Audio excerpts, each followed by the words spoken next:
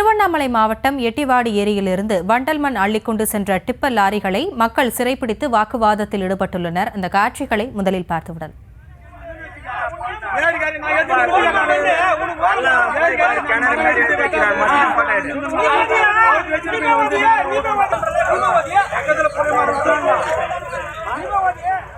இதுகுறித்த கூடுதல் விவரங்களோடு இணைகிறார் எமது செய்தியாளர் லிங்கப்பன். வணக்கம். அவர்கள் லாரிகளை சிறைப்பிடித்ததற்கான காரணம் என்ன? அவர்களின் குற்றச்சாட்டுகள் என்ன?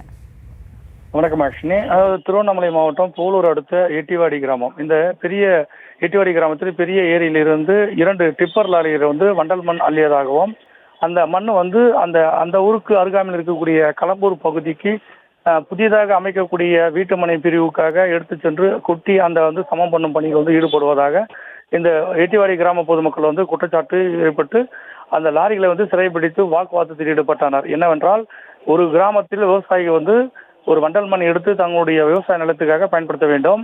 அப்படி பயன்படுத்தும் போது அதிகாரிகள் அனுமதிக்கலாம். இந்த ஒரு கிராமத்திலிருந்து மற்றொரு கிராமத்திற்காக இந்த மண் எப்படி அள்ளி செல்லலாம் என்று அதிகாரிகள் மீது ஒரு குற்றச்சாட்டு வச்சு இந்த லாரிகளை சிறைப்படுத்தும் போராட்டம் பணியில் ஈடுபட்டு வருகிறது. அஸ்வினி, விவரங்களுக்கு நன்றி லிங்கப்பன்.